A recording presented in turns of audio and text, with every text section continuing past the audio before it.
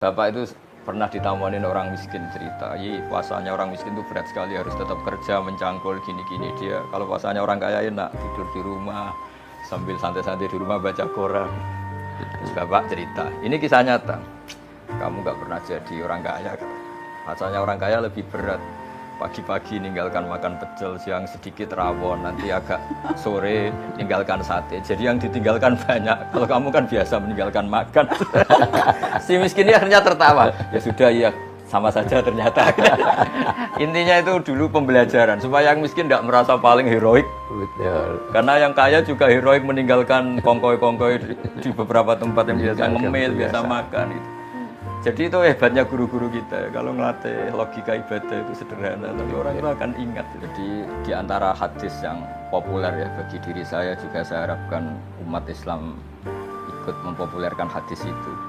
Sebetulnya tahapan ibadah satu ke yang lain itu kata Rasulullah, kata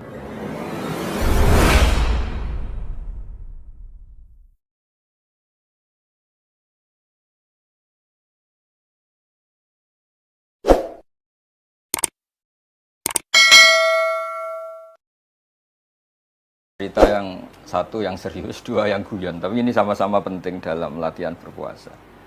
Misalnya tidur ya. Naumus shaim ibadah, tidurnya orang puasa itu ibadah. Dulu mungkin kita tidak akan sampai levelnya niatnya orang-orang dulu. Orang-orang dulu tuh bisa melihat misalnya, saya kalau sering guyon kalau ngajar usul fikih. Semoga para malaikat kalau nilai kita tidur itu bukan hada tarokat tahajjuda, wa hada tarokat duha, wa hada taroka nawafilal khairat. Ini orang tidur berarti ninggal sholat duha atau ninggal tahajud atau ninggal ibadah-ibadah yang lain. Tapi malaikat atas nama usul fikih juga menilai hada tarokal ma'asiyah, orang ini meninggalkan maksiat. Kalau dia terjaga mungkin lihat hal-hal yang dosa atau ngerasani orang atau gosip, barokahnya tidur dia meninggalkan itu semua. Akhirnya dulu yang kita melihat tidur sebagai hal yang biasa, barokahnya membaca literatur orang dulu, kualitas ayat wa min ayatihi manamukum billaili wan naharin terus muncul karena dengan tidur meninggalkan sekian maksiat. Nanti kalau dilihat para ahli kedokteran mungkin akan memuji itu sebagai rohah, sebagai istirahat yang menjaga stamina dan sebagainya. Nah, barokahnya kita sebagai kiai baca dan umat kita ajarin terus. Mereka akan tahu cara niat bahkan saat tidur. Sehingga dulu kita kalau puasa itu senang sekali. Biasanya kerja, tidak kerja, biasanya apa tidur aja dibiarin. Yang dulu dianggap tidur jam 9 itu buruk gara-gara semua kiai khutbah naumul shaim ibadah. Dimaklumin gitu. Nah, cara makluminya gimana? Caranya tadi kita jangan berpikir negatif, wah ini kok puasa kok udah baca Quran, kok udah duha malah tidur. Tapi kita beri poin lah kalau ini tidak maksiat, kalau ini meninggalkan hal-hal yang buruk.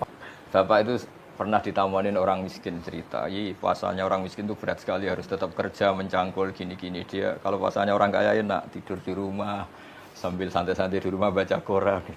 Terus bapak cerita, ini kisah nyata. Kamu gak pernah jadi orang kaya katanya.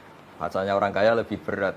Pagi-pagi ninggalkan makan pecel, siang sedikit rawon, nanti agak sore ninggalkan sate. Jadi yang ditinggalkan banyak. Kalau kamu kan biasa meninggalkan makan.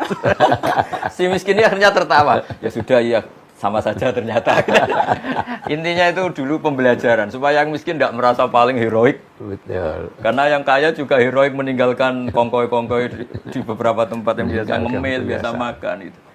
Jadi itu hebatnya guru-guru kita. Kalau ngelatih logika ibadah itu sederhana, tapi orang itu akan ingat. Jadi di antara hadis yang populer ya bagi diri saya juga saya harapkan umat Islam ikut mempopulerkan hadis itu. Sebetulnya tahapan ibadah satu ke yang lain itu kata Rasulullah, kata beliau, wahai orang Islam absyiru, kamu harus senang, harus bangga. Inna wa ta'ala qad yubahi bikum malaikatah, Allah sekarang baru membangga-banggakan kalian kepada malaikat-malaikatnya. Yaitu kalian setelah melakukan satu fardu, kewajiban menunggu fardu yang lain. Jadi misalnya terhitung niat, saya misalnya habis sholat subuh, di mata Allah, di pandangan malaikat, ini Bahak sudah melakukan sholat subuh, hidupnya untuk menunggu duhur, duhur untuk menunggu asar. Jadi status kita ini selalu demi kewajibannya Allah.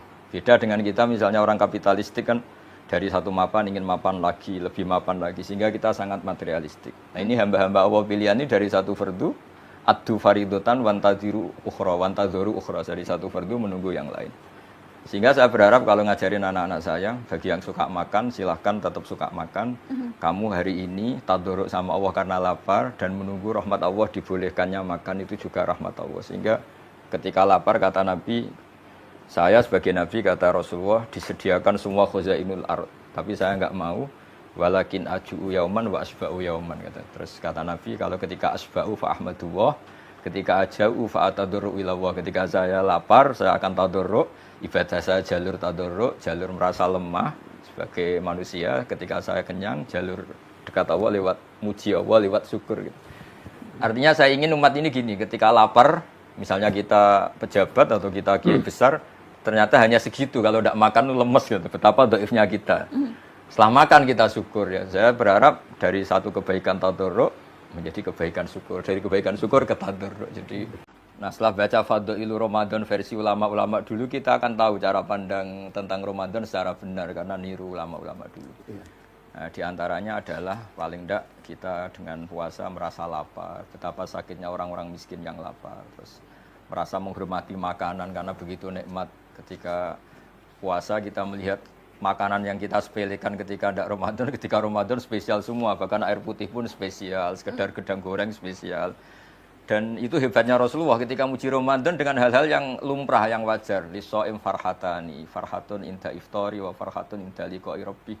Jadi Nabi membayangkan manusia itu apapun hebatnya, ternyata kebutuhannya pokok ya makan itu. Hanya ketika buka itu senang sekali, meskipun nggak punya mobil mewah, nggak punya uang banyak. Sekedar ketemu makanan itu senang sekali. Nah, di sini kata tadi Pak Quraisy cerita, sekedar menghormati makanan itu ya tahunya setelah itu. Jadi benar-benar lukmah satu makanan sesuap pun sangat berarti. Nah, di sini ada syukur yang luar biasa. Jadi, nah itu kalau kita tidak baca beberapa literatur yang dikatakan ulama-ulama dulu, mungkin kita tidak tahu. Saya punya cerita di kitab Bukhari, itu bagus sekali menurut saya. Suatu saat Nabi Ayub, kalau di Bukhari ini Nabi Ayub, dia setelah dihukum dan menjadi kaya raya lagi, kemudian dia melihat ada belalang dari emas, beliau ngambil banyak sekali. Terus ditegur sama Allah, masa sudah sekaya kamu masih ngambil belalang emas yang sebanyak itu? Terus kata beliau menjawab, wa may yasfa'u mir rahmatik. Siapa sih ya Allah yang bisa kenyang dari rahmatmu gitu. Jadi artinya tradisi Mbah Mun, bapak saya, semua orang-orang soleh itu ketika longgar beberapa menu makanan tuh, wong Allah sugih ora ngarah bangkrut gitu. Wong Allah apiane gak apa-apa dinikmati. Itu jadi apa ya, orang-orang soleh itu pilihan apapun tuh kembali kepada Allah Subhanahu wa taala. Sehingga jadi nyaman gitu ya, seperti Rasulullah tadi ketika lapar fa'atadarru ilallah, saya tadarruk, saya merasa lemah. Terus ketika saya kenyang fa ahmadullah, saya akan muji Allah. Jadi enak semua. Terus yang paling penting dalam ilmu ushul fikih itu ada kenikmatan bersama yang tidak maksiat, itu yang paling penting. Jadi kiai-kiai kita ini kan tahu bahwa dunia ini banyak maksiat, sehingga untuk orang senang saja harus maksiat. Nah ini perlawanan besar dari para kiai itu, waladzatun fi ghairi muharramin. Semua umatnya ini dilatih menikmati sesuatu yang tidak diharamkan Allah. Itu perlawanan terbesar, sehingga kiai-kiai itu longgar sekali, jagongan longgar, gojlok-gojlokan longgar, guyon longgar, semuanya ini terhadap, karena manusia ini potensi maksiat. Satu-satunya cara itu supaya mereka nyaman dengan taat tadi. Qul bi fadlillah bi rahmati fa bidzalika falyafrahu. Diharapkan kalau sudah menikmati taat ini enggak nyari kenikmatan lewat jalur maksiat. Di sini hebatnya Rasulullah ngajarin kita wa qurratu aini fis shalat. Senang ketemu ulama, ketemu habib, ketemu orang-orang soleh. Sehingga ada tradisi, alhamdulillah ketemu Pak Quraisy, ketemu Mbah Maimun, ketemu. Ketika orang lain mungkin masih senangnya kalau ketemu hal-hal yang dilarang Allah. Jadi ketika longgar itu filosofinya guru-guru kita, orang tua kita seperti itu.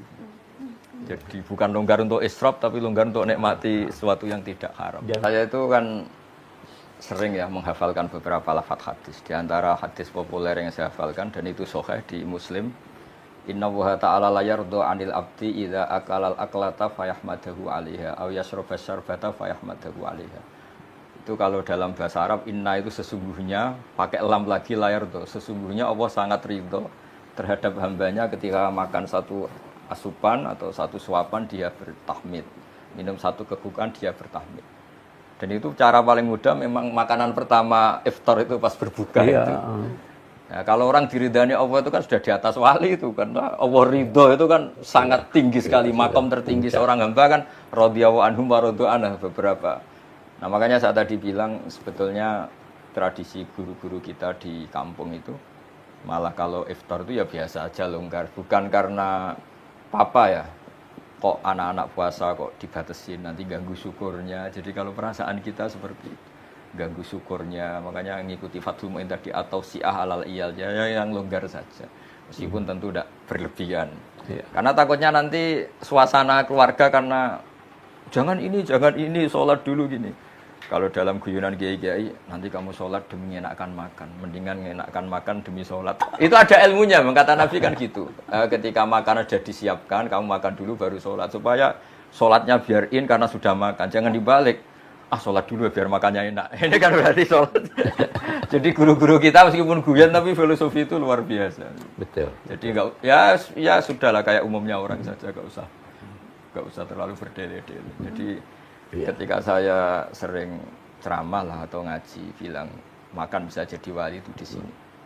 Apalagi darinya Rasulullah SAW. Dulu Nabi makan itu satu cara untuk nafyu rububiyah. Sehingga di sebagian ayat Nabi disifati wa ma arsalna qablaka minal mursalin illa innahum la yaquluna ta'am. Tapi ini bukan sekedar makan karena Nabi Muhammad jadi nabi setelah Nabi Isa karena terlalu sempurna dianggap Tuhan. Makanya Nabi menunjukkan kalau enggak makan itu lapar, beliau makan untuk memaklumatkan saya ini manusia, tidak Tuhan. Nah, kalau kita dengan puasa jadi begitu, puasa katanya presiden, katanya menteri, katanya ulama besar enggak makan ternyata loyo, betapa lemahnya saya. Ini kan bagus untuk tadarruk tadi. Yeah. Nah, nilai-nilai itu yang menjadikan ini super tadi ya. Ketika lapar ya ibadahnya super tadarruk, ketika makan juga super karena tahmid.